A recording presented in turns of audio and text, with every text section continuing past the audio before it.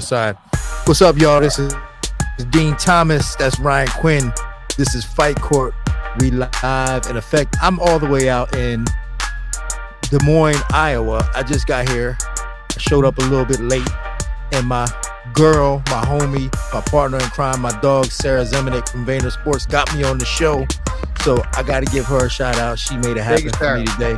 Thank you, Sarah. So Ryan Quinn, what's up, man? We got the big fights this weekend. We got Sandhagen, Deiveson, Figueiredo in the main event. I got Jillian Robertson. I keep wanting to call her Rodriguez. I did that on air on CFFC. I called her Jillian Rodriguez because I wanted to tell everybody how she was fighting Marina Rodriguez, but it ended up coming off the wrong way. And I said Jillian Rodriguez on air.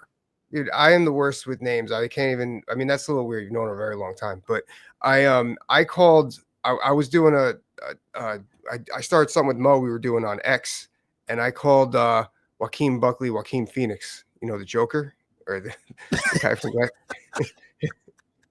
You know, it's like sometimes like when you're so used to saying something or you have a name in your head, if you're not careful, man, you will have a Freudian slip. Yeah, and it happens all the time. Has it ever happened to you on air? Has it ever happened to you on air? Like what was the worst situation where it's happened to you? Just that one with Jillian, and I felt bad because like, dude, I've been with her for her whole career. That's my, you know what I'm saying? That's my fighter. I've been with her whole career, and I still messed the name up. So this main event, it's an interesting main event. You got two of the best bantamweights in the world going at it. And I'm going to ask you real quick. This is just off the top of the dome. Does the winner of this fight get a title shot? Ooh. I guess if it took me that long to answer, I guess no. But well, no. So think about the division though. Yeah, it's kind of open.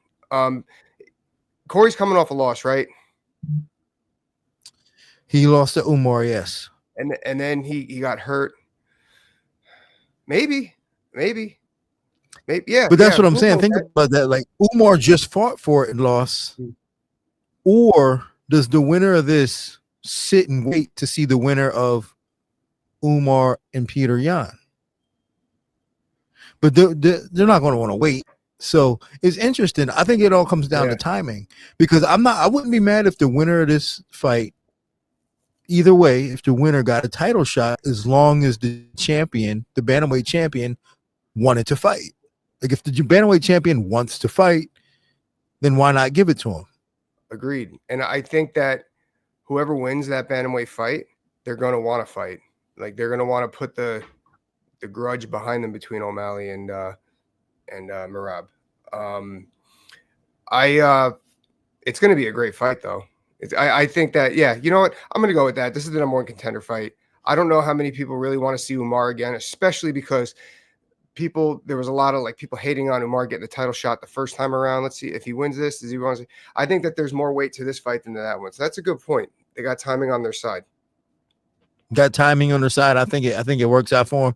But let me give a shout out to Des Moines. This is the first time I've ever been in Iowa.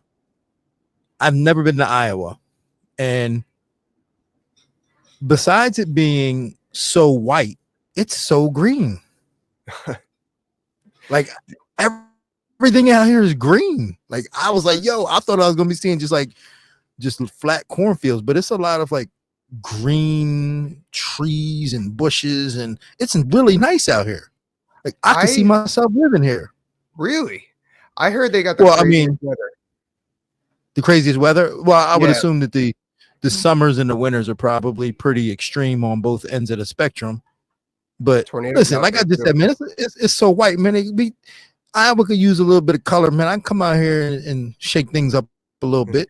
So whenever I think of Iowa now, I used to think of wrestling, obviously, with Iowa. But now when I think of Iowa, this guy was on Rogan, and he was talking about sharks and getting into fresh water and stuff like that, and bull sharks. And he said the furthest inland we've seen a shark is in Iowa. Like people have seen sharks in Iowa. They've seen sharks in Iowa? In the rivers. Get out of here. How crazy. Like not every day, but like it's been documented. How crazy is that? That's impossible. Dude. How would sharks get to Iowa?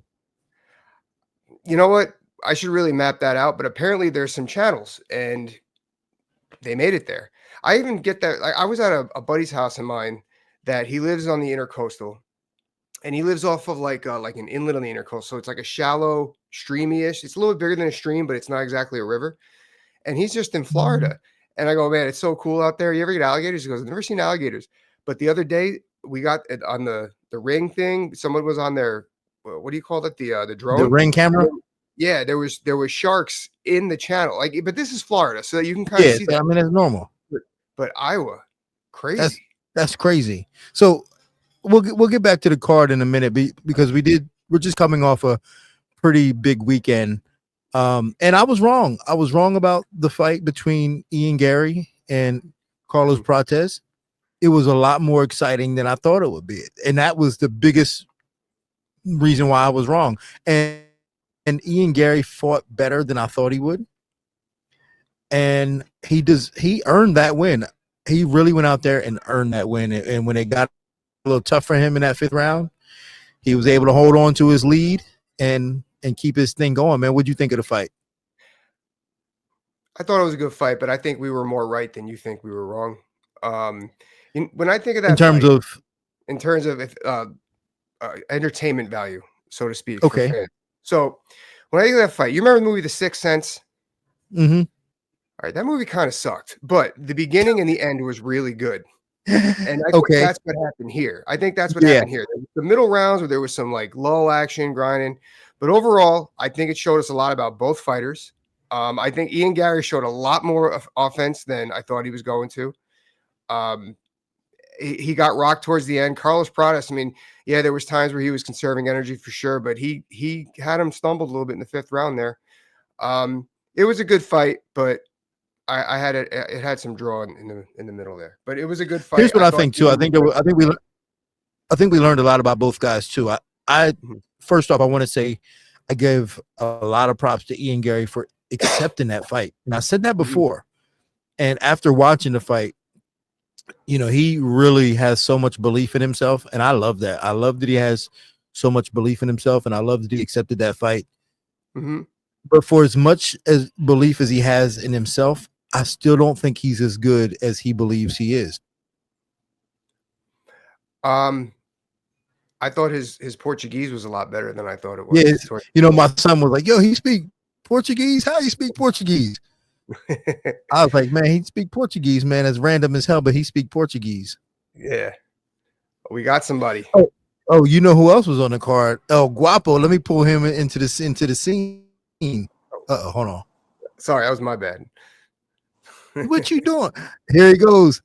And now joining the show, probably somewhere in Denver, Colorado, is my assumption. El Guapo, Chris Gutierrez, joining the show. Chris, what's up, man? What's up, brother? How you doing? I'm good, man. Congratulations on the victory, man. How's it feel? Feels good. I definitely feel like I was in a fight. That's a nice jacket. Oh, yeah? Thank you, man. Yeah, where you get that jacket from, man? Where'd you get the special edition? Yeah, this is the new well, you know, one of the Venom stuff we be getting. It's cheap. Don't let it fool you. It's cheap. So how do you feel, Chris, man? Go ahead. Yeah, go ahead, Ryan. You go ahead. No, so that was a great fight you guys had. You know, Castaneda. The most impressive thing. I mean, we'll get it. Well, actually, we'll get into what I felt was the most impressive thing. But the second most impressive thing was your usage and volume with those lead right hands and the way you were throwing them. You were creating angles. You were slipping and throwing the right hand under punches. And I think ultimately that set up your chopping leg kicks. Was that part of the game plan? Because it was pretty masterful. Take us through that. Yeah, I mean, the game plan had to get. I mean, yes and no. I was only fighting with one hand. My left hand was fractured, so the whole time I was fighting, I was just trying to go off, what was, the situation at hand. At hand, no pun. Yeah, man. No, I thought that was good. You know, the way your volume was up, you totally dictated. Yeah, he took you down in the third there, but you did well staying safe. I know it was a split decision. I felt I was pretty confident you won, especially you dropped him in the first round. Like the first round was kind of close-ish until you dropped him, but I thought I would have managed the fight the same way. What did you guys think? Like, what was going through your head between the last bell and with the coaches and everything like that? Like, what did you guys think? Yeah, I thought I did enough. Again, right? Like I'm never trying to leave it to the judges. I was trying to look for the finish, but you know, it was just hard. Yeah, But easier said than done. I thought I had did enough in the first round and second round, especially the knockdown that I had in the late round one. I thought I did enough to secure the victory, but you know they saw it as a split. Chris, I gotta know, man. We were talking earlier about the bantamweight division, and for the longest time, it's been my favorite division. And it's not on you, Chris. It's just the featherweights have kind of taken over in terms of my favorite as of today. But I still have a lot of love for the bantamweight division. I love what you guys are doing. And for a moment there, man, you were just right at the brink of putting yourself in that conversation with them top 5 guys. 2 questions. Where do you see yourself now in terms of the division, and what do you have to do in order to get yourself back to where you were? Yeah, that's a good one. I believe I'm still amongst the top guys. Some of the, I do. I consider myself one of the top dogs in the division. Um, you know, um, I came up short against Song. So I have a lot of people. You know what I mean? Yeah, Um, yeah, no doubt. but again, like I went into that fight 5 weeks after I came off another fight, injury, and there's a lot of things that go on behind the scenes that a lot of people don't know. Um, but I think to answer your question, most importantly, I just need to keep winning this next few fights. Like I said, I believe I'm still in the top. I'll get back there. I just gotta Well, keep winning. but that's the thing, right? So what I mean by that, I mean, as you know, there's so many different moving parts, right? And you have to win. That's the bottom line, is that you have to win. But all the moving parts are like, who is it that you have to beat in order to get there, right? Like being able to get those key matchups to beat that right guy to get there. Is there somebody for you that you think that you're going to have to beat? Because I mean, you could beat. I mean, this is a good win for you now, but it has to be somebody that gives you that spot, right? Is who do you think is that person for you that's going to give you that spot? I mean, I think a fight with me and Marcus McGee would be a good Okay, fight. yeah. Yeah. That's the one right there. Yeah, for sure. Yeah. I also was looking at Adrian Yanez, but I don't. I think we're like at the same spot basically. Yeah. So I think them two. But if we were looking at like number wise to get back in the top 15, it would be Marcus McGee for sure. Where do you ranked right now? Man, to be Oh, honest, you're I not don't ranked know. right now. No, no, no. I'm not. See, I'm not in the top 15. But I think I'm in the top 25. okay. That's I thought you were still in the top 15.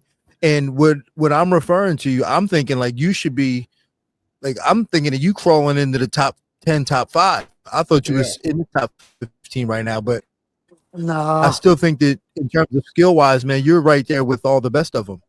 man. I think that the ranking is very finicky, anyways, man. You lose one and There, they bounce you right out. You know what I mean? Like I I was in the top 15 for like 3 or 4 fights. I lost one and they just bounced me right out. So So yeah, and to me that's unfortunate. yeah, the rankings always remind me of like college football. It's like you never know what's going to happen, like what they're looking at, who's voting on. I mean, well, we kind of know who's voting on it, but what are they looking at, right? Um, Back to the fight a little bit. I really like to look at these little things. I love the way you controlled the center of the cage. I thought that was big for you. How did you develop those chopping leg kicks where you just rip people out Yo, from under them? Chris got the nastiest leg kicks in the game.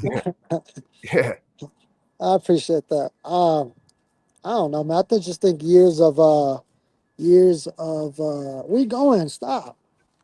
Um sorry. it's all We good. um I think just years of playing soccer, and and also like I think like Mike Tyson said, some people are born punchers, and I think for me is I'm born a kicker. I think I just have heavy bone structure in the legs, and that's what I think, right? That's the only like logical thing I can think of. That and just playing soccer.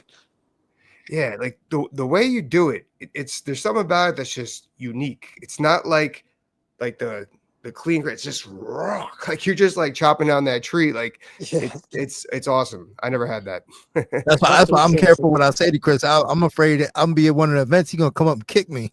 Yeah, just do it anyway. Just do it anyway. I'll get you a t-shirt. Careful what I say to him. Hey, okay, I'm gonna get me a shirt out of it. I got you. Yeah, there you go. A bounty, a t-shirt bounty. Yeah. But Chris, so how do you celebrate, man? What's on the agenda for you these next couple of weeks in terms of winding down and making life normal again? Yeah. Well, I turned 34 on the 22nd. So Okay, birthday. happy birthday. thank you. So this week I get to celebrate it. I don't know. I'm low key, man. I'm just probably gonna go out, me and my lady, celebrate and keep it simple. And then just No relax, man. kids, man. What's that? You got kids, right? You just talking to your kid. You either talking to a kid or a puppy. Yeah, Or I was talking to my dog. Oh, He's trying to go on a walk, and then like I'm ignoring him, and he's like kicking dirt at me. Then he starts like growling at me. I'm just like, chill out, man. I'm doing an interview. That's awesome. Well, so you fractured your hand, so you got some time off. I guess hopefully we'll see you in the fall, right? Yeah. I Maybe mean, later fall. I would I still got to get X-rayed and all that. I would like to, in a perfect world, if I could call it, I would like to come back in September in Guadalajara. You know, Yeah. I think hell that would yeah. be dope. I think yeah, for sure. It's been a while since I fought in front of a Spanish crowd, and that blood runs hot in those veins, and so yeah, Mhm. man, I'd love to be one of the guys competing that night. I tell you I'm what, all man. for it. The fight between you and Marcus McGee in Guadalajara, man, that sounds like money to me. I'm That sounds like dessert. I'm all game for it. Let me just heal up and Yeah, you know yeah. what I mean? I just got to heal up a little bit, and man, I am gonna take a little break, man. I've been in camp for like 6 months straight, so Yeah, you I got to feel rest that. up. Yeah. You need a massage, ice Well, bath. Chris, man, we appreciate your time, man. Thanks for coming on the show. I'm looking forward to watching you fight, man. You're always a treat, and keep kicking dudes, keep heal up, get better, and looking forward to seeing what you do next, man. You're always a pleasure to watch. thank you, bro. That means a lot, Dean. I appreciate it. Thank you for having me, and No doubt, man. that made me feel good, man. I appreciate it. Keep up the great work, Yeah, man. man. You the man. Don't ever forget that. Thank you, man. All right, man. Be cool, man. Peace out. Yes, sir. Nice. And there he Always is, good with Chris you guys. Gutierrez. Dude, his kicks are fucking So, nasty. Like He's nasty. He's and he's gonna wicked. He's kick you. I hope not. Yo, but I tell you what, like that that soccer background, we've seen it before. Mm-hmm. We've seen it before. And you know what I first noticed? When I first noticed it was with Kenny Florian back in the day. Kenny Florian Yes. had underrated kicks. He was nasty with his kicks. And then he was like, yeah, I played soccer. I'm like, oh, well, that makes sense. And then when you look at like Jose Aldo, like all these guys are soccer players. Who's the dude? I forgot. It's another Brazilian now who's just wicked kicks. It's a Name's soccer not coming player. up. Dude, soccer's so crazy. Yeah, but these guys that have that background, man. I know we talk about cross training, but that's something that would develop your kicks because it's a lot of agility, a lot of sprinting, a lot like you got to develop all those muscles, both fast twitch and the slow shit. I remember my dad would always tell me, but my dad would always be like, you're not athletic. You got to go play basketball and get some hand-eye coordination. Like, nah, that's why I wrestled. He told you that? Yeah. That's my thing, man. Whenever I meet a wrestler, I know he can't play basketball. And whenever you meet a basketball player, you know they can't fight because it was the same season. Same season. Yep. You know what I'm saying? You gotta cross the basketball court to get to the wrestling room. Yep. Same season. Yeah. We used to But fight so over our high school used to fight over the court for home matches, and wrestlers always got the middle school game. so back to the weekend, man. Anthony Smith retired. What'd you think of that fight? Yeah, the cut was really bad. That was unfortunate. I felt that if he was going to let Mignon, if he was going to let him start getting his boxing off, that it was going to be an issue. It's kind of what happened. You know, then Anthony started covering up, and then covering the cut didn't help anything. But walking in the cage, he looked loose. Like he looked, and I liked it. I didn't think it was. I didn't take it as a distracted loose. I took it as an acceptance loose. Like I was like, all right, the pressure's off him. You know, like that's how I took it. So yeah. No, I thought the experience was exactly what he needed. He needed that experience to close out his career, to fight so close to home, to have that send off. The unfortunate part about the fight was that he still didn't want to fight. Right. Yeah, like you could kind of see that, like you did, like he wasn't like he needed that to close off his career. But the unfortunate part for us as fans, like he still didn't really want to like go out and like fight. And that's because I think he was done. Like he's done fighting. So he just needed to kind of put a bow on it without having to actually like really fight. And I'm okay with that. I'm just glad he ain't get really hurt. Like at the end of the day, I'm glad that my friend didn't get hurt. But if he wanted to go out and just like go out guns blazing and get knocked out, like that would have been really entertaining and fun to watch. But it'd have been kind of sad to see that too. Yeah, I'm happy that didn't happen. But he still has a lot to offer the sport. In so many avenues. I know he's great in the booth. I think he'll be a fantastic coach if he chooses. But I'm excited for what he has given to the sport and what he's going to give to the sport. I think he's great. Yeah, he's not going to be a good coach. No? Hell no. He won't be on time. He's going to be late. No, you can't have that shit. Hell no. But he's good in the booth, man. He's good. He's gonna be really good. He's gonna be a really good mouthpiece for the game. And you know, Mike Bond asked me yesterday, like, what I think his legacy is gonna be, and I don't think it's. And I kind of thought that me and him had similar legacies in terms of fighting. Like, people know that I fought, but that's not what we see it the sport is. My entire footprint on the game is going to be my legacy. Like what I've done, the culmination of all of it. And I think Anthony's going to be similar. Is that when it's all said and done in 3 years from now, people will forgot that he fought, and he's going to be one of the top analysts in the game. And that's what people are going to remember him for. And then when you compound that with his fighting career, you're going to say, damn, he's done a lot. And I think that's what Anthony's going to be remembered for, like the culmination of all the game, not just his fighting career. You know, when you take people like yourself and Anthony, they end up adding so much more to stuff outside of in-cage competition, as far as, like I said, coaching and commentary, because you spent so much time just looking at the reps, doing the reps. You know what you're breaking down. You're well-spoken on it. And yeah, he's going to be one of the best analysts in the game for sure. He has a podcast with you, right? Well, we do a radio show. He's got his own podcast. Okay. I'll have to check out. It's called, if I can get this right, On Paper. It's called On Paper. So make sure y'all check out Anthony's podcast called On Paper. Yeah. But me and him, we do a radio show. Does he have a decision that he's bitter about or something? No. But we do our radio show on Sirius XM on Wednesdays, 12 to 3 Eastern time. Make sure y'all check that out. And I'm saying that loosely because any day now he's going to quit and just focus on his own podcast. Oh, damn. Freaking guy. You lying over there. What else happened on Saturday night that was of note to you? Let's see. So that fight, Chris's fight, Randy Brown and Nicholas Darby were trying to hold off talking about that one though. But we'll talk about. Yeah, let's talk about Let's talk Who? about Danger. Oh, real quick. Danger. Yo, Yeah. that fight was bananas, man. I can appreciate Danger and Jimmy Flick. Yeah. So Unfortunately, the loser has to leave, but yeah, I loser think leaves anyway. town. But yeah, I just thought, Matt's a good dude, and I love that, and after that first round, I was like, oh, is age hitting this kid? But then like the second round, he adjusted. He was able to get off his striking.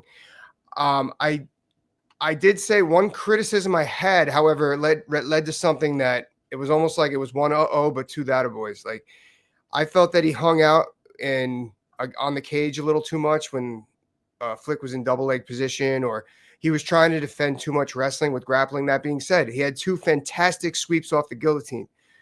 A lot of people, and those of you who are trying to get into MMA, jiu-jitsu, watch that fight, because I love how so many times in MMA, more in MMA than jiu-jitsu, but it happens in jiu-jitsu too, when people miss a choke attempt like that, they're on their back, they're now playing defense. He did so well he missed it and he adjusted to the sweep and landed on top, and he did it on 2 occasions, and it was really nice. I really liked what I saw there with that. yeah. I don't know if they got fighter tonight, but I tell you what, in my eyes, they did. I thought they earned it. I thought that was such a great fight to watch, like pleasing to watch in terms of fighters going for it and attempting to win and attempting to be offensive. I thought that was a really good fight spectacle to watch for my eyes in terms of the way MMA should be done. And even though at times it might have been a little sloppy, it's still like the effort that they gave made up for any lack of technical proficiency that I'm looking for. But I thought there was some good fighters. Who's this Malcolm Wellmaker kid?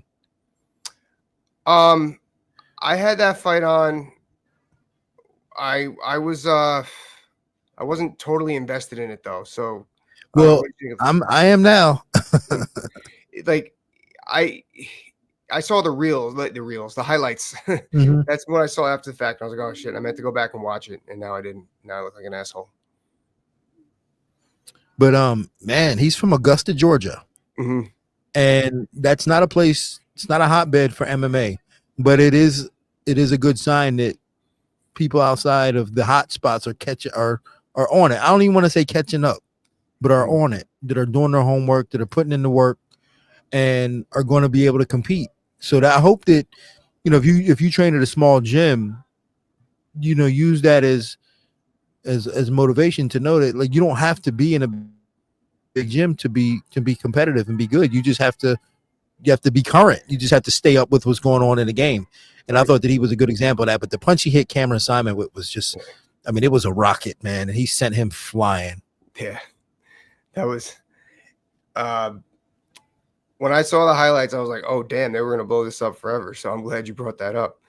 And then now you got me thinking of Georgia. And I'm surprised that there's not. Well, you got ATT Atlanta with Nickal. Tyron was out there, and the Lima brothers. Will Brooks is in Georgia. Cole Miller's out there. He's more jiu-jitsu. He's got some MMA. So I wouldn't be surprised if we start seeing some people popping up in Georgia. There's Atlanta's a pretty big sports town. I mean, it comes around. I think they just need to get some momentum going with their people, and that's kind of the way it works. That's always been my biggest thing with Orlando as a city, is that they could never get the scene going. And even though they had some good guys come through, and I mean, now they have like Phil Rowe and a couple other guys, right? But it just never really catches on for whatever reason. They can't keep the momentum going, and that's important, man. Like if you want to have a scene in your town, you got to get the momentum going. You got to keep it going. And if Augusta, Georgia's got a couple other guys on the wings, man, let's ride this wave for them. And you got to get the scene going. But yeah, we should check out. You never know, man. Good fighters pop up in the weirdest. I mean, that's kind of like Denver. Kind of was like that, right? Like they always, because of the altitude, people always kind of went there to train, but still, like they're homegrown, like guys are being homegrown there, not just moving there to train. Like they're producing guys from there, so that's always a good thing. But I'm in Iowa, Des Moines. Like I said, it's really nice. Fights are this weekend. Bo Nickal returns to face Reinier the Ritter. Anything special about that fight for you? I was talking with Mo about this fight, Dean. When Reinier de Ritter fought his last fight against Kevin Holland, we were like, whatever, And then this guy just shows up and puts it on. Now, this could be a trap fight for Bo if he hasn't like improved his striking a little bit and actually try to control the stand up where he could set up takedowns to control the ground, because Reinier is good. he's like sneaky good. And good in multiple spots. Like he can give fits, and against somebody who could potentially be one-dimensional, you don't want to get into fits. So I don't know. What do you think about this fight? I don't know. I just, part of me feels like I haven't done a lot of studying on Reinier just because obviously he's fought in ONE FC and I don't watch that organization all that much, but I know he's had a lot of success there. He's had 2 losses there, and I think they were to the same guy who was like this really big physical Russian dude. So, no shame in that, right? But it's hard to tell because like his fight against Gerald Meerschaert, he didn't look great. Yeah. And then his fight against Kevin Holland, seemed like he was so strong in that area that we didn't really get a chance to see. So it's just hard for me to tell how good he is. But I also think part of me feels like this could also look like Paul Craig, right? It could look like the Paul Craig fight. So one of these guys is going to have to show us, in the time that they're inside the octagon, one of them is going to have to step up and be like, all right, I'm taking control. And in my opinion, I think the burden is on Bo because he's the one who's been doing all the talking. He's the one who said that he's going to do this. He's the one who's been like, Hamzat ain't that good of a wrestler. He's the one who's been saying all this, that, and the third. In my opinion, he's got to take a page out of Ian Garry's book and go, Ian Garry talked so much, but then he showed up last Saturday night and he didn't stall. Like I thought he was going to stall and like play really safe. He showed up and fought. And I think that Bo is going to have to take a page out of that this weekend and be like, all right, I'm showing up and I'm going to prove to everybody that I belong here. And that, I got a little help on the way to get these fights, but I don't need the help no more. I'm here to fight because he did get some help, right? Like fighting Val Woodburn. I mean, come on, man. Yeah. Let's be real. Yeah. So his first, I remember his first arm triangle, like I don't know, the leg was like scissored in there. It was like, it was all funky. So at this point, I feel like he's got to show the world that I think he's got something to prove now. And I think it's not just his talking, it's not his credentials. We know how good his credentials are, but this is a different sport. It's time to show us what you can do. So I hope he can go out there and perform. I heard a lot of good things about him. So, but you got to be able to do it under the lights. So come on, Bo, show us something. What do you think about Ponzinibio and Rodriguez, D-Rod? I think Ponzinibio should be able to, if he can avoid the left hand, he should be able to kind of run laps around D-Rod. D-Rod's kind of stuck in the mud at times. And I think that, when D-Rod came out, he was hot, right? He came out hot. But I think sometimes when you start having bad experiences, like the game gets away from you. And I think that might have happened to him.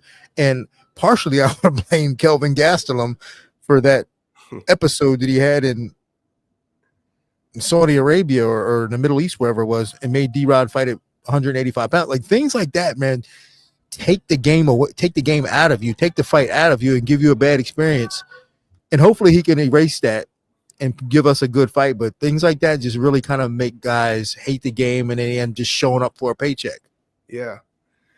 So, with Ponzi, it's so funny. I know he had knee injuries a couple years ago. He hasn't really changed his style. He's still bouncing. I'm always worried that he's going to like slow down. He never really adjusted there, which whatever, that's your swing. It is what it is. He has shown aging in some areas, but then he's shown that he's very resilient in his last fight. With D-Rod, I feel like I forgot what fight it was where he won a fight that everyone thought he lost. It was like a year and a half ago, a little over a year ago. I forgot. I'm gonna look it up. And even though he got the win after that, let's see here. Was it? I don't remember what fight it was. I'm trying to look. Either way, And after that fight, he hasn't shown a lot of evolution. You know, that's my point, right? Is it like certain things happen in your career that just start to you just start losing it, and it just you start losing your enthusiasm and your motivation, and you just start you're probably showing up to the gym like let me just get in shape. And that might be that might have been what happened to him. Like that could be that fight, and then it just starts like everything just starts going downhill, like fight after fight, and bad things start happening, and then it's just like and to me, he is the product of that so far. If he doesn't get out of that rut, he won't beat Ponzinibio. You know what happens to some fighters, and you know it happened to me for a little bit. Like I went through a rut where I was just doing it because I was like, this is what I do. You know, I'm a fighter. Instead of being, I'm not Ryan Quinn, I'm a fighter. You know, like, and I feel like that happens a lot in mixed martial arts because a lot of people in mixed martial arts, they were doing something else that led them to mixed martial arts, and they're like, it's not even about the money. It's about I'm known for being a fighter. It's almost like this is what I do. Yeah, and it's scary, and it's scary to look out and do other things, but and unfortunately, that's the product. That the product becomes exactly what we're talking about. You're just kind of there. You know, you're never going to get any better. And hopefully that's not happening with him, but we'll see. Well, I got Jillian Robertson. I'm not going to call her Rodriguez again. I promise. And hopefully we can get this match over with so that I can not think about Marina Rodriguez anymore, and I can move on from that name from now on. But Ryan, anything else, man, before we break out of here? Nope. This is another good episode, another great guest. So are you doing commentary or just coaching?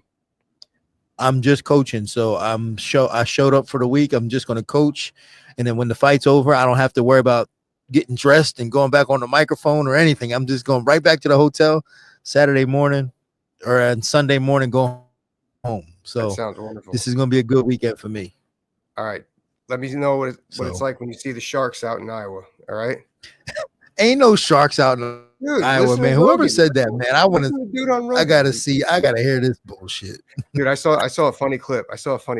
Eddie Bravo was debating something with Joe, and he said, I don't even remember what the fact was. He stated, he goes, I heard this.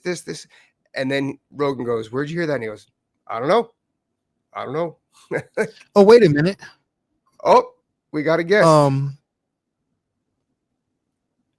I think we do. Oh, here you go. Yes. So we want to extend this a little bit. Hold on now. Yeah. Hold on. Oh, hold on. Is he here? Or is that me? Is this screen here. Frozen or is that me? He's freezing up a little Rude bit. Boy. Oh no. Oh man. We trying to get my man on, but I think his screen might not be where his Wi-Fi might not be working. We'll give him one. It looked like he was in a gymnasium or something. Well, you know what? I mean, we could probably try to get him on later this week. Yeah, we could do that. That's fine. We got something going on Thursday. Yeah, so yeah, we can get him on later this week. So if you enjoyed the show, Randy, we're gonna get you on later this week. But if you enjoyed the show, make sure you hit like, share, subscribe, comment, holler at your boys. I'm Dean. That's Ryan. We love y'all. This is Fight Court. And with that, this court is adjourned.